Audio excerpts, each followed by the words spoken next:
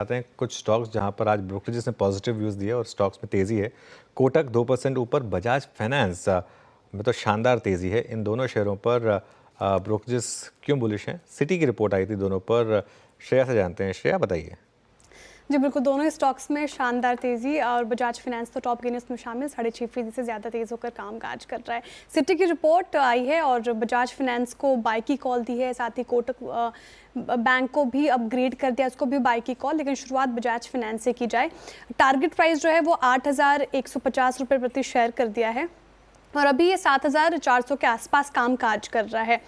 Report ये कहती है कि लोन ग्रोथ में स्टेबिलिटी देखने को मिलेगी, इसलिए इसको ये बाई की रेटिंग दी है, क्योंकि फर्म को इसमें 11% का अपसाइड पोटेंशियल नज़र आ रहा है। साथ ही नेट इंटरेस्ट मार्जिन भी पॉजिटिव रह सकता है। हालांकि क्रेडिट कॉस्ट में मार्जिनल ही बढ़ोतरी देखने को मिलेगी। Q3 में बात करें तो क्रेडिट कॉस्ट में 2.20% से लेकर 2.25% की बढ़ोतरी देखने को मिल सकती है।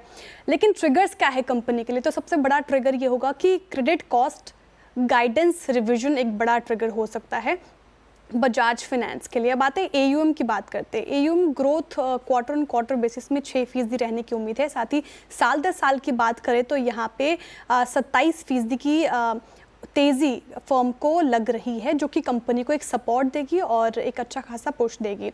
लेकिन मैनेजमेंट ट्रांजिशन कुछ भी होता है उस पर खासा फोकस करना होगा, वो एक अपडेट रह सकती है कंपनी के लिए।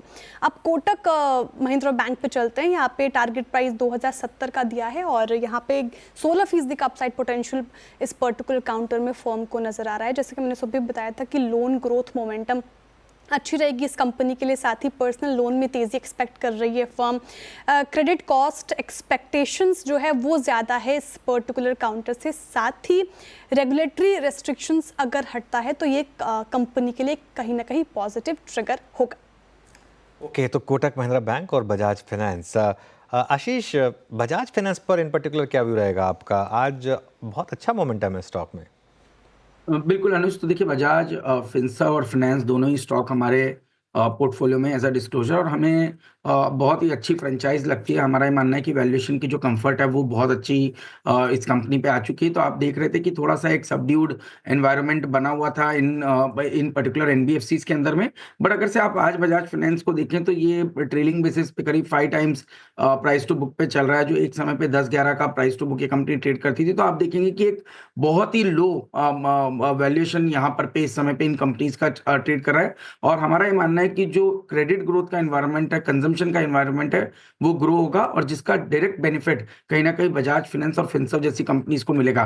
तो हमें लगता है कि ये बहुत ही अच्छे एंट्री पॉइंट है। आज के एक दिन के मूव्स की वजह से ये कहना कि अब इनमें अपसाइड लिमिटेड होगी, तो मेरा ये मानना है कि अब ये शुरू हुए हैं, बहुत लंबे समय के बाद निकले।